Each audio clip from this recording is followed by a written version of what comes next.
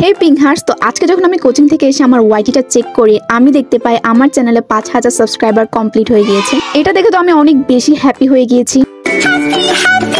আমার চ্যানেলে যখন 1K সাবস্ক্রাইবার কমপ্লিট হয়ে গিয়েছিল তখন আমার ইচ্ছা ছিল একটা ছোট করে সেলিব্রেশন করার, বাট সেটা আর সম্ভব হয়ে ওঠেনি। দেন ভাবলাম 2K হলে করবো, বাট 2Kও চলে গেল, 3K 4K এখন এসেছে 5K তে। তো এখন তো অবশ্যই সেলিব্রেশন করতেই হয়। সেলিব্রেশন মানে এই না যে বড়সড় কিছু করবো, জাস্ট একটু মিষ্টি মুখ করবো, দ্যাটস ইট। সবকিছু চিন্তা ভাবনা করে দুপুরের দিকে আমি ঘুমিয়ে গিয়েছিলাম, আর ঘুম থেকে উঠে দিকে পুরো সন্ধ্যা হয়ে গিয়েছে।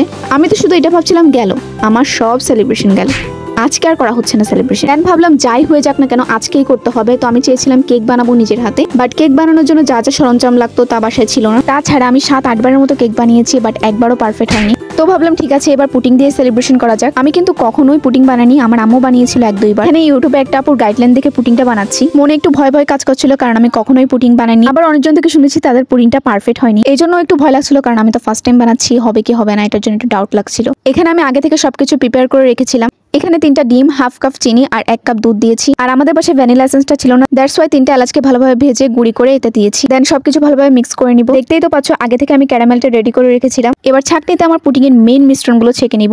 এবার এটাকে 30 মিনিটের জন্য রান্না হতে দিব।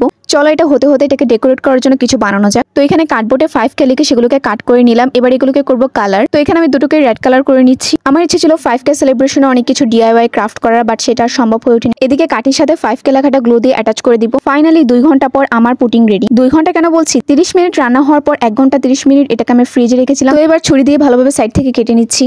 তো এবার প্লেটে সার্ভ করার সময় আমার অনেক ভয় লাগছিল যে প্লেটে নিতে গিয়ে আবার ভেঙে যায় কিনা, সেজন্য আমি আমার বোনকেই বললাম যে এটা প্লেটে সার্ভ করে দেওয়ার জন্য। আর প্লেটে নেওয়ার পর তো আমি পুরোই অবাক, প্রথমবার বানিয়ে আমার পুডিংটা এত পারফেক্ট হবে আমি কখনোই ভাবতে পারিনি। তো এবার এটাকে আমি কাট করে নিব, আর এর প্রথম বাইটটাই আমি তোমাদেরকে দিতে চাই। তোমরা যারা আমাকে ভালোবাসা আর সাপোর্ট দিয়ে এতদিন নিয়ে এসেছো তোমাদেরকে অসংখ্য অসংখ্য ধন্যবাদ। তোমরা সবাই আমার জন্য দোয়া করবে আমি যাতে সামনে আরো সুন্দর সুন্দর নতুন নতুন আর্ট ক্রাফটের ভিডিও নিয়ে আসতে পারি। তার আগের লং ভিডিওতে যারা যারা কমেন্ট করেছে তারা হলো বিডি হবিস, প্রিন্স শাকিল, সাগর, আবির হোসেন, ফারুক আহমেদ হিরো, তানবিন ফারিয়া, লিওই, লুনা, শানবর্ণ। এই তো এটাই আজকে আমার সেলিব্রেশন। জাস্ট 5K উপলক্ষে একটু মিষ্টি মুখ করা, দ্যাটস ইট। জানি অনেকের কাছে 5Kটা কিছুই না, বাট আমার কাছে অনেক বড় একটা পাওয়া। ভাবলাম আমার এই ছোট্ট স্পেশাল ভিডিওটা তোমাদের সাথে একটু শেয়ার করি। এই তো আজকের ভিডিওটা এতটুকুই। এভাবেই আমাকে ভালোবাসা ও সাপোর্ট দিয়ে যাও। দেখা হচ্ছে নেক্সট কোনো নতুন ভিডিওতে। বাই পিংহার্স।